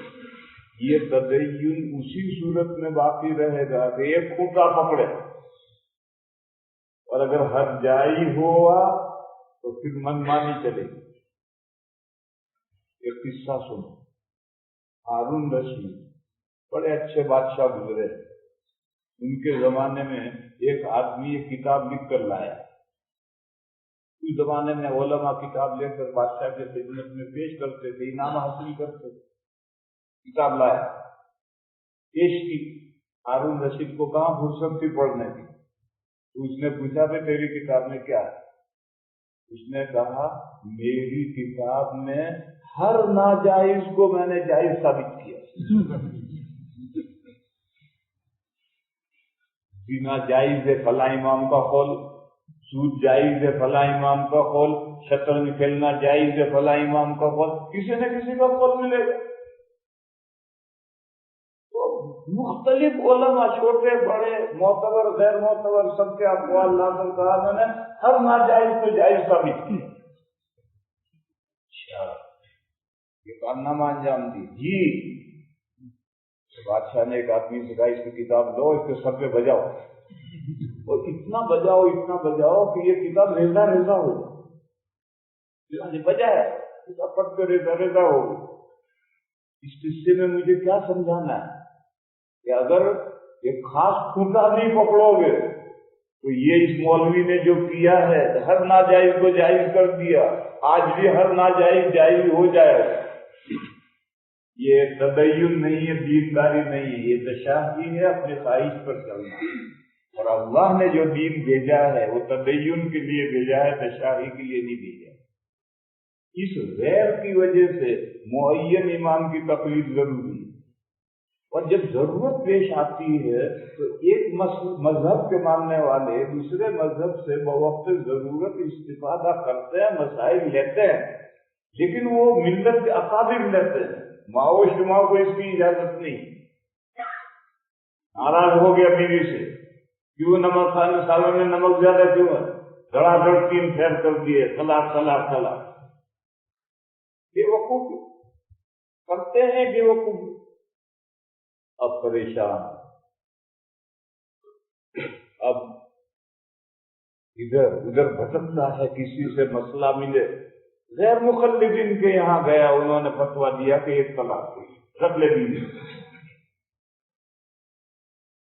ساری زندگی تو حنفی رہا، ساری زندگی تو شافعی رہا، ساری زندگی تو مالکی رہا، بیوی کو 3 طلاق دے دی اور پریشان ہوا تو غیر مخلد بن گیا۔ تو یہ تدین تھوڑی ہے، دین پر عمل کرنا تھوڑی ہے، تو خواہش نفس پر عمل کرنا۔ بہرحال اس سوال کا جواب بھی یہی ہے کہ تقلید شخصی واجب لے ذاتی ہی نہیں ہے، واجب لے غیری ہی ہے، تاکہ لوگوں میں تدین باقی رہے، تشاہی شروع نہ ہو جائے۔ اب ایک مثال میں اور دے کر بات ختم کروں۔ منہی عنہ کی میں نے مثالیں نہیں دی، زنا حرام ہے، منہی عنہ ہے، پوچھو تو نہیں، قرآن و حدیث سے دلائل دیں، لیکن عورتوں کو 5 نمازوں میں مسجد میں جماعت سے نماز پڑھنے نہیں آنا چاہیے، نہیں آنا چاہیے۔ وائے کیا مسجدیں مردوں کی جاگیر ہے؟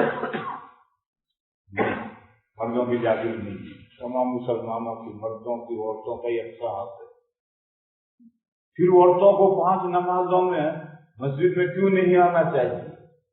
یہ منہی عنہ ممانعت لے ذاتی ہی نہیں ہے، لے غیری ہی۔ اگر لے ذاتی ہی ہوتی تو حضور کے دور میں عورتیں مسجد میں نہ آتی، اور آج بھی حرمین میں عورتیں جاتی ہیں، وہ نہ جاتی۔ پھر یہ ممانعت کیوں ہے؟ غیر کی وجہ سے۔ دیکھو یہاں درمیان میں رک کر ایک بات سمجھ لو، حضور کے زمانے میں مسجد نبوی میں عورتیں آتی تھیں، سب عورتیں نہیں آتی، जो दीन सीखने का ज़ौक़ व शौक़ रखती थी वो आती थी, क्योंकि उस जमाने में नई नई वहियाँ नाजिल होती थी, नए नए मसाइल, और हुजूर नमाजों के बाद नमाजियों को रोक कर नई वही नया कुरान याद कराते थे, औरतों को भी याद कराते थे, फिर मर्द मर्दों में फैलाते थे, औरतें औरतों में फैलाती थी। ये जरूरत अब नहीं रही। अब तो बचपन से लड़कियां दीन पढ़ती पढ़ती बड़ी होती, दीन मुकम्मल हो गया है। इसीलिए हुजूर के जमाने में मस्जिद मदीना में मस्जिद नबवी के अलावा 9 मस्जिदें थी।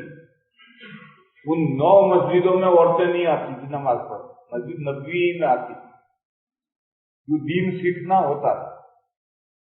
दूसरा मकसद था आका की जियारत, हुजूर का दीदार। इन 2 मकसद को लेकर औरतें मस्जिद नबवी में आती थी।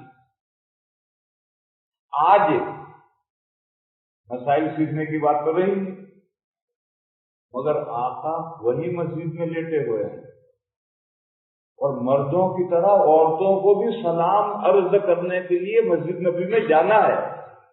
जब जाना है तो नमाज भी पढ़ो। और मक्का मुकर्रमा में औरतों को तवाफ के लिए आना है, जब तवाफ के लिए आना है तो नमाज भी पढ़ो। यूनान से मक्के में चले जाओ, मस्जिद हराम में सिर्फ आती हैं, मक्का मुकर्रमा में 500 मस्जिदें और हैं, किसी मस्जिद में आपको औरतें नहीं मिलेंगी। बस कोई ये कहे तो हुजूर के जमाने में औरतें आती थी, आज क्यों नहीं? तो जवाब ये कि वो खास वजह से आती थी, वो वजह अब नहीं। वो वजह दुनिया की दूसरी मस्जिदों में नहीं है, मस्जिद नबी में वो वजह अब भी है। हुजूर वहीं लेटे हैं और हुजूर को सलाम अर्ज करने के लिए औरतों को आना है। बाकायदा निजाम है, इतने बजे से इतने बजे मर्द सलाम अर्ज करेंगे, इतने बजे से इतने बजे पर्दा हो जाएगा, कोई मर्द नहीं आएगा, औरतें सलाम अर्ज करेंगे। और मस्जिद हराम में तवाफ के लिए तो हर एक को जाना है। तो अब नमाज का वक्त तो होगा, तो बगैर नमाज पढ़े चली जाएगी, नमाज पढ़ के जाए। बस हरमैन का हुक्म और है, हुजूर के जमाने का हुक्म और इसी वजह से मदीना की 9 मस्जिदें हुजूर के जमाने में नहीं आती थी नमाज पढ़। अब जो उनको मना किया जाता है तो वो ममानत ले गई भी है, मैं ले गई भी की मिसाल समझाता हूं। वो गैर क्या है? फितना। और मस्जिद इबादत के लिए मस्जिदों में आने जाने में फितना नहीं होना चाहिए। क्या मतलब फितना?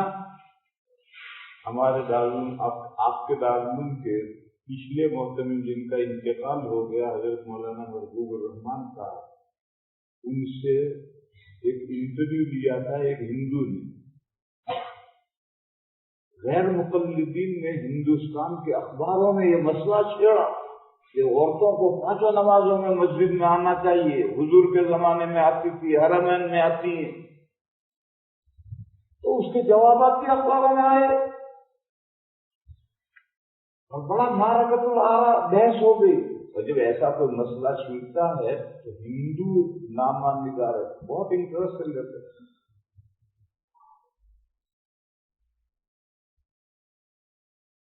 दरमियान में एक लतीफा सुना। मुजफ्फरनगर की एक मस्जिद में हनफी की नमाज पढ़ते थे, गैर मुकल्लिद की नमाज पढ़ते थे। हनफी आमीन आहिस्ता कहते थे, गैर मुकल्लिद चिल्लाते थे। उनको बतेरा समझाए तो वे आमीन जहर का मतलब ये है कि दाएं वाला बाएं वाला सुन ले, इतना जहर करो, चिल्लाते क्यों? वो नहीं मानते। देखो दलील है 5, जब कोई 4 दलील से न माने तो फिर 5वीं दलील यूज करनी पड़ती। कुरान, हदीस, इजमा और क़ियास, वरना 3 दांत जूता। ये 5वीं दलील। तो कोई नहीं मानेगा तो 3 दांत जूता उठाना पड़ेगा। तो एक मर्तबा हनफियों ने बजाया और पुलिस केस हो गया। जज था अंग्रेज, अंग्रेजों के जमाने का वाकया है। जज था अंग्रेज, उसके सामने फाइल खुली कि झगड़ा हुआ है आमीन बिल जहर और आमीन बिल सिर्फ, انہوں نے بھی وکیل کیا، انہوں نے بھی وکیل کیا. اور انگریز تو نالج کا رسیا ہوتا ہے. اس نے دونوں وکیلوں سے کہا مجھے سمجھاؤ یہ آمین بالجہر کیا ہوتا ہے، آمین بالجہر کیا ہوتا ہے. تو ایک ہفتے تک اس نے دبائی، سارا مسئلہ سمجھا. غیر مسلموں کو اسلامی مسائل سے دلچسپی ہو جاتی ہے، اس کی مثال دے رہا. پھر اس نے فیصلہ لکھا انگریز جج نے کہ میں نے دونوں فاضل وکیلوں کی بحثیں سنی اور میں اس نتیجے پر پہنچا ہوں کہ پیغمبر اسلام سے دونوں طرح کے آمین ثابت ہے. آمین بالجہر بھی ثابت ہے، آمین بالسر بھی ثابت ہے. لیکن آمین کی ایک تیسری قسم ہے جو پیغمبر اسلام سے ثابت نہیں ہے، اور وہ ہے آمین بالشر. لوگوں کو چڑانے کے لیے آمین کہو، یہ پیغمبر اسلام سے ثابت نہیں. اور یہ غیر مقلدین آمین بالشر کرتے تھے، زیادہ ان کو اتنی سزا جتنی دے دی.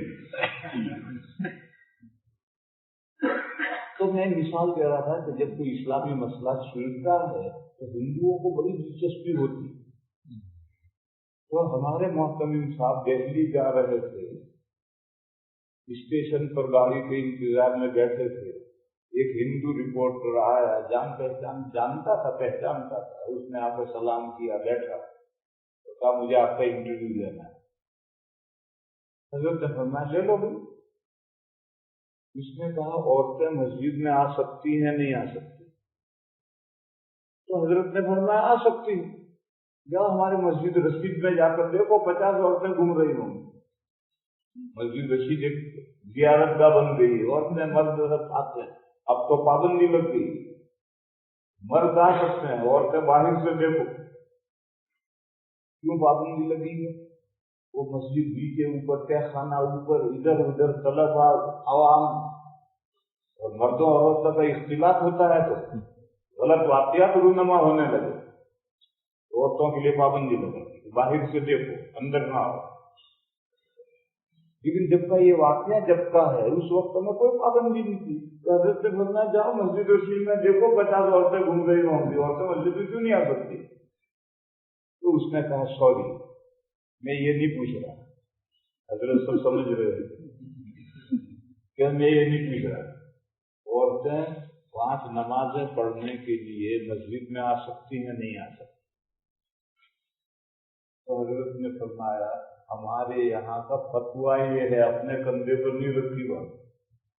یہ کہا ہمارے یہاں کا فتویٰ یہ ہے کہ عورتوں کو 5 نمازیں پڑھنے کے لیے مسجد میں نہیں آنا چاہیے. تو اس نے کہا بھائی کیا یہ مسجد مردوں کی جاگیر ہے؟ تو حضرت نے فرمایا جاگیر تو نہیں ہے، سب مسلمانوں کے لیے مسجدیں ہیں، لیکن عورتوں کے مسجد میں نماز پڑھنے کے لیے آنے میں فتنہ ہے. اس لیے فتویٰ یہ ہے کہ عورتیں نماز پڑھنے نہ آئیں، گھر میں پڑھیں. تو اس ہندو نے کہا کہ فتنہ؟ ہم تو مسجدوں کو امن کی جگہیں سمجھتے ہیں، پلیس آف پیس. آپ کہتے کہ فتنہ مسجدوں میں نماز پڑھنے آتے ہیں فتنہ؟ ہم تو مسجدوں کو امن کی جگہ سمجھتے ہیں، ہندو کہہ رہے ہیں. تو حضرت نے فرمایا مسجدوں میں کوئی فتنہ نہیں. ہماری 3 نمازیں اندھیرے میں آتی ہیں. مغرب پڑھتے جب لوٹتے ہیں تو اندھیرا ہو جاتا ہے، عشاء میں تو آنے جانے میں اندھیرا ہے، فجر میں جب آتے ہیں تو اندھیرا ہوتا ہے. اور ہر عورت کا گھر مسجد کے قریب ہو یہ ضروری نہیں ہے، فار بلکہ فار اوے بھی ہو سکتا ہے. اور ہر عورت کو ہر نماز میں مرد شوہر یا محرم لانے والا اویلیبل ہو یہ بھی ضروری نہیں. عورت کو تنہا بھی آنا پڑ سکتا ہے.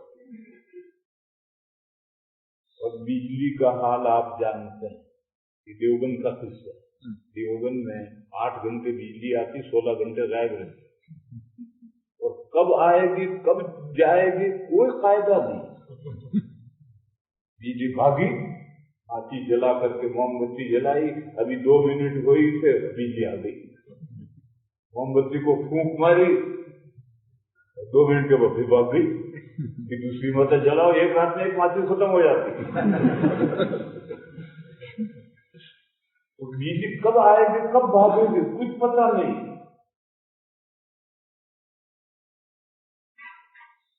और जवानों का क्या हाल है आप जानते हैं।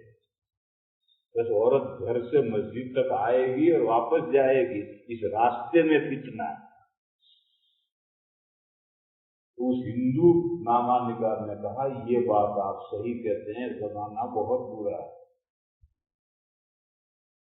देखा, ये बात आप सही कहते हैं, जमाना बहुत बुरा है। मैं इस हिस्से में क्या समझाना चाहता हूँ कि ये जो औरतों को मस्जिदों से मना किया जाता है तो ये मनमानत ले जाती ही नहीं है, ये तो ले गई ही है। उस गैर में गौर करो, तुम्हारी समझ में आए मान लो, न समझ में आए न मानो। और जिस जमाने में औरतें मस्जिद नबवी में आती थी वो जमाना सादगी का जमाना था। बाद में मुसलमानों के पास दौलत आई तो औरतों में जब मुसलमानों के पास दौलत आएगी तो सबसे पहले औरतों में फैशन आएगा, औरतों में फैशन आएगा।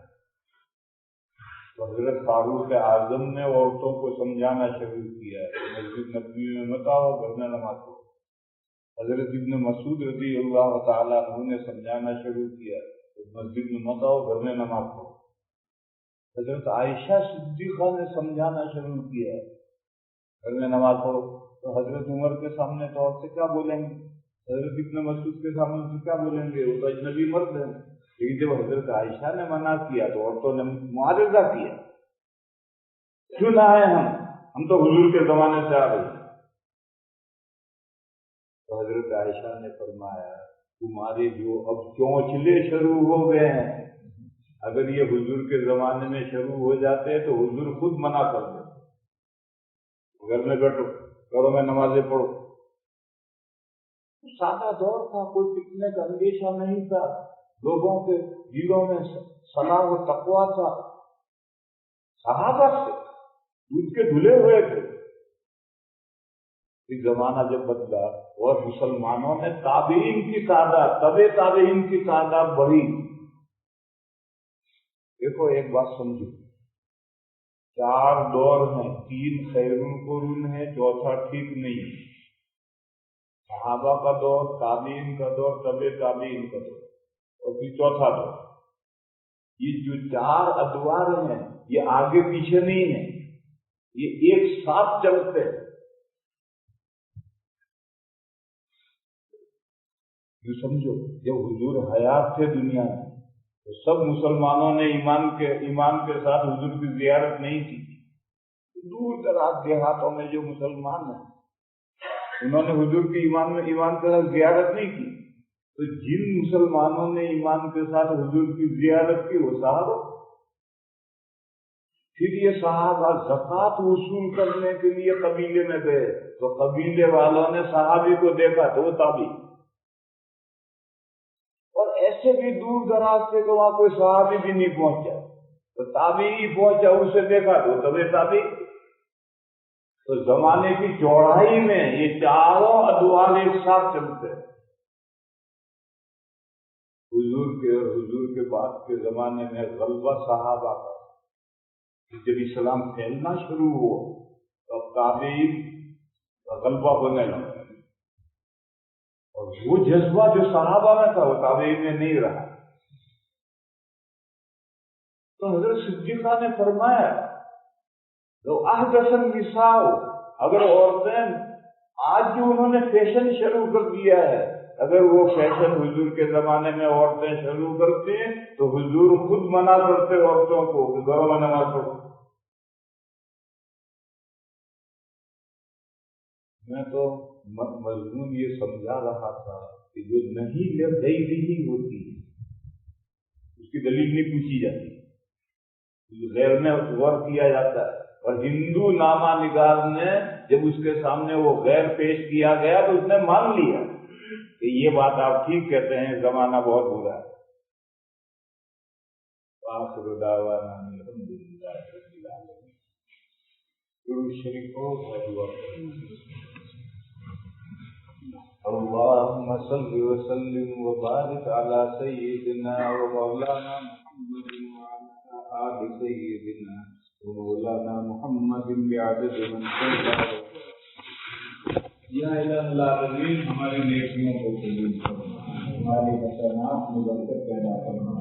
یا اللہ ہمیں دین کا صحیح فہم عطا فرما اور صحیح دین پر عمل کرنے کی ہمیں توفیق عطا فرما. یا اللہ ہماری کوتاہیوں سے درگزر فرما. علم دین حاصل کرنے میں جو ہم سے کوتاہیاں ہو رہی ہیں میرے مولا ان کو معاف فرما اور ہمیں صحیح دین سیکھنے کی توفیق عطا فرما. یا اللہ ہمارے بیماروں کو شفا عطا فرما، ہمارے پریشان حالوں کی پریشانیاں دور کرنا، ہمارے مقبوضوں کی مرضی کے ادائیگی کا سامان کرنا. یا اللہ ہماری مغفرت فرما، ہمارے ماں باپ کی مغفرت فرما، تمام مسلمان مردوں کی اور مسلمان عورتوں کی مغفرت فرما. سبحان ربک رب العزة عما یصفون.